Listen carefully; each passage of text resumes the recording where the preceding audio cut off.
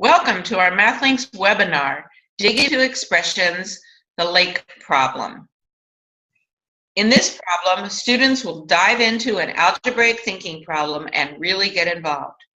I'm Shelley Kriegler, one of the authors of MathLinks, a Common Core math program for middle school students. Our presenter today is Mark Goldstein, who is also an author of MathLinks. Take it away, Mark. Thanks, Shelley. When we read a problem to the class or have one student read the problem, the rest of the class is not required to engage. Having all students read the problem sends a message that everyone is required to engage. Stripping away information from a problem has its benefits in the problem-solving process.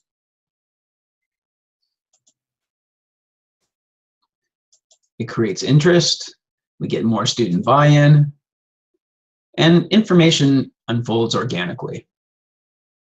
It also makes the problem clearer and more understandable. So let's pose the lake problem. So the first question is, what do you know? Students might tell you that adults and children are crossing a lake, they have a canoe, and they need to find the number of one-way trips to get everyone across. Well, what might you wonder? Students might ask, how many adults, how many children, how big or deep is the lake, how big is the canoe, who can fit in it, how old are the adults and kids, can you push the canoe across, can you tow it with a rope, can you swim in the lake, can you hang off the side of the canoe, are there sharks in the water, what's a one-way trip? So then you go about the process of strategically answering the questions. You want to pick off the less important ones first and get them out of the way, the ones that don't have much bearing on the problem. And then you can get to the more important stuff.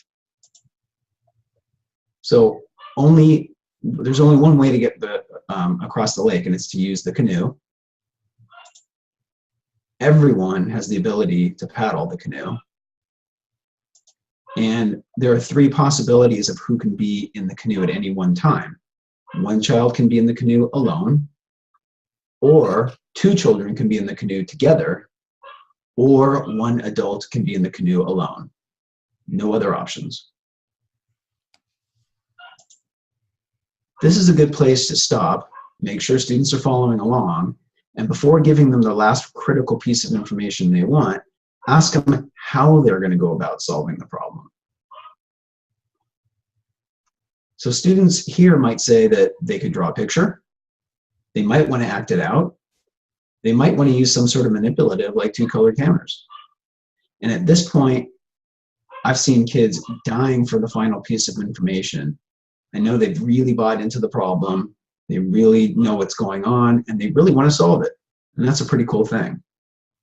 So here's the last bit of information, the payoff. There are 6 adults and 2 children that want to cross the river. So here we can get started with the lake problem, and this is a typical type of picture that students might draw. If they're on the right pathway, they're going to get one trip across with both children, one trip back with one child. Coming back across is the first adult, and then one child takes the canoe back. Some students see this cycle rather quickly of 4 trips, and it really is a key to solving the problem. And then they see it has to be repeated. This is a diagram that shows 6 full cycles to get all 6 adults across. And then there's one last trip at the end to get the 2 kids back over. So it's 25 one-way trips to solve the problem. But we want to go further than this, and we want to generalize this really for any number of adults with 2 children. So we started with 6 adults because it's just too much for anyone to keep track of in their head. And this makes recording the work really important. So if we want to extend the problem, we actually might go back to asking about 4 adults and 2 children to find the number of trips.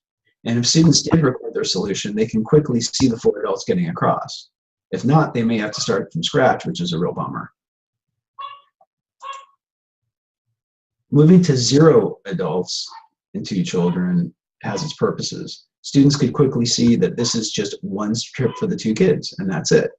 Math teachers would see this as maybe the vertical intercept on a graph, or the b in a y equals mx plus b equation. So you can see mathematically it's an important component here.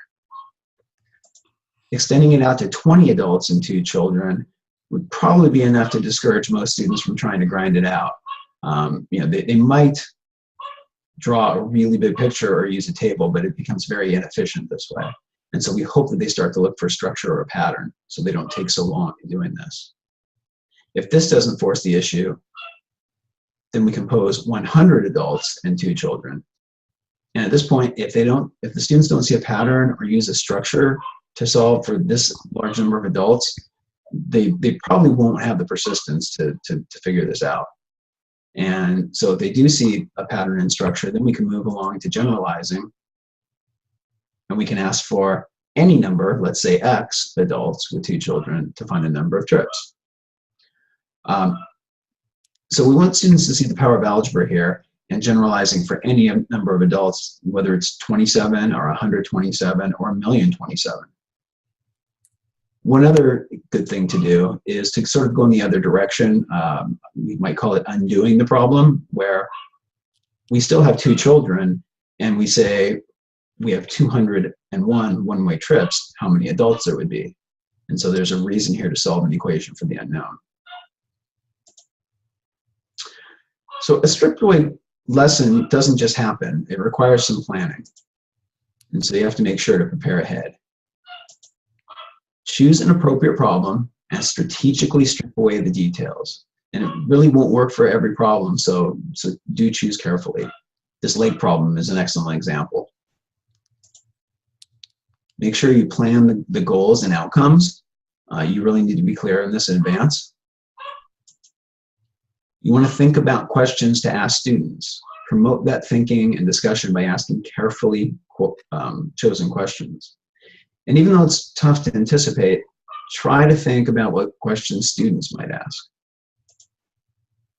And with a more open problem-solving example here, you want to allow for teachable moments. Consider that twists and turns might come up, and you have to decide on the spot if you're going to roll with it or not.